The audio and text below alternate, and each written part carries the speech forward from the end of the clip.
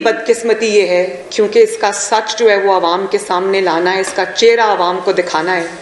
क्योंकि ये झूठ बोलता है और झूठ पे झूठ बोलता है, तो वो मुझे करना पड़ता है। तो अगर मैं इसके झूठ गिनवाने लगूं तो सुबह हो जाएगी, लेकिन इसके झूठों की फहरिस्त जो है वो इतनी तवील है कि वो ख़त्म नहीं होगी अगर मैं इसके कारनामे गिनवाने लगूं। लेकिन हम अपनी अब तवज्जो जो है वो अभी इस ऑडियो पे रखते हैं, और बहुत सारी ऑडियोज़ आई, प्राइम मिनिस्टर हाउस का डेटा भी लीक हुआ, ऑडियोज़ लीक हुई, मेरी ऑडियोज़ भी लीक हुई, और मगर मैं ये समझती हूँ कि वो तमाम ऑडियोज़ एक तरफ, वो तो बिनाइन ऑडियोज़ है ना, और मैं आज ये दावे के साथ भी कह सकती हूँ और आजिज़ी के साथ भी ये चीज़ कह सकती हूँ कि मुस्लिम लीग नून की कितनी भी ऑडियो सामने आ जाए,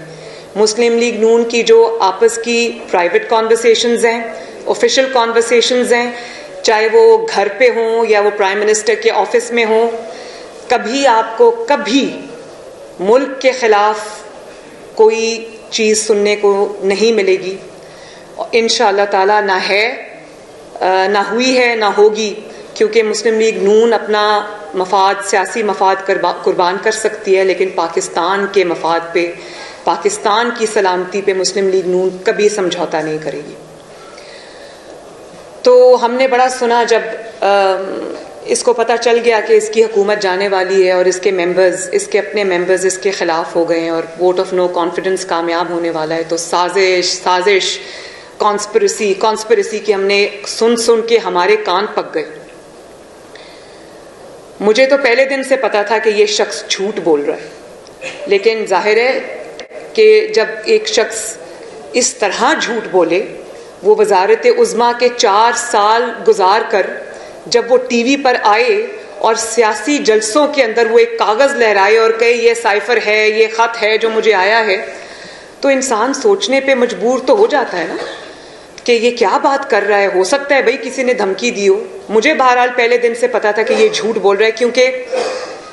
इस सदी का सबसे बड़ा झूठ ये है कि इमरान खान कभी सच बोल सकता है। तो साजिश तो हुई, लेकिन वो साजिश ना मुस्लिम लीग नून ने की, ना पीडीएम ने की,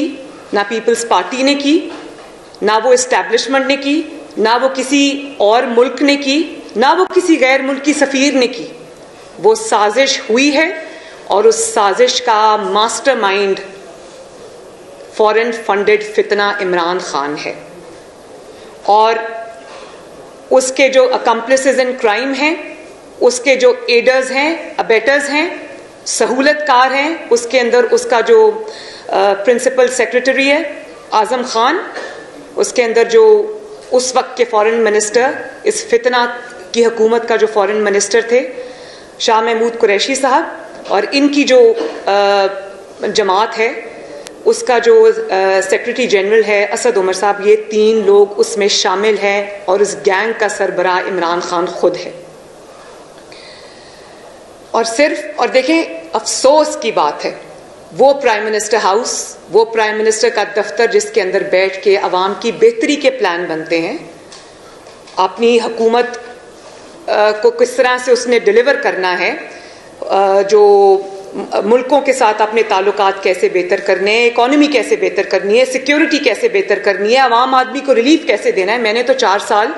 जो वज़ीर आज़म नवाज शरीफ साहब के साथ मैंने जो वक्त गुजारा, उसमें तो मैंने यही देखा कि कभी हेल्थ प्रोग्राम बन रहा है, कभी डार साहब के साथ इकॉनमी पे बात हो रही है कि जीडीपी को कहाँ तक लेकर जाना है, और जो अभी क्योंकि तेल की कीमतें कम हो रही हैं तो आवाम को मैक्सिमम रिलीफ पास ऑन करना है। मैंने तो ये बातें सुनी हैं। मुझे तो पता नहीं था कि अवाम के जो नुमाइंदा है उसके दफ्तर में बैठकर, पाकिस्तान के हाईएस्ट ऑफिस में बैठकर कोई वजीर आजम, भले वो जाली वजीर आजम हो, वो मुल्क के खिलाफ साजिश के ताने बाने बुनेगा।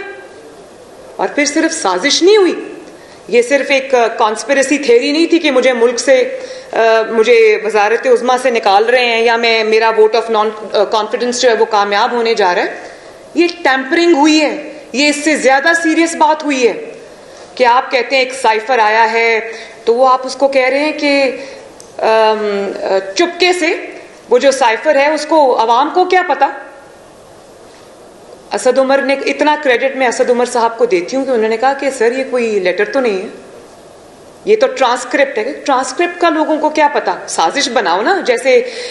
बेगम साहिबा ने फरमाया था कि अरसलान बेटा सब कुछ साजिश में छुपा दो, गद्दारी में छुपा दो, जो कोई हम पे तनकीद करे, चाहे वो तोशा खाना हो, फॉरेन फंडिंग हो, कुछ भी हो, कहो जी ये तो गद्दारी के साथ लिंक कर दो। तो खुद उन्होंने भी यही किया प्राइम मिनिस्टर्स ऑफिस में बैठकर। आपने पाकिस्तान के इतने सेंसिटिव डॉक्यूमेंट के साथ आपने टैंपरिंग की, आपने जालसाजी की, आपने उसको बदला।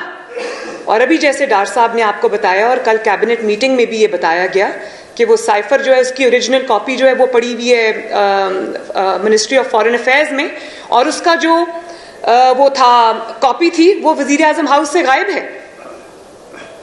जहां आप 2000 पानी की बोतलें मिनरल वाटर जाते जाते, बड़ा सोना था ना, एक डायरी लेके गए और चुपके से निकल गए, 2000 मिनरल वाटर की बोतल्स जैसे उठा के ले गए, इसी तरह आप साइफर की कॉपी भी उठा के ले गए। क्योंकि आपने टैंपरिंग की थी, क्योंकि आपने जालसाजी की थी, आपने उसको तब्दील किया था। और आपने ये सोचा कि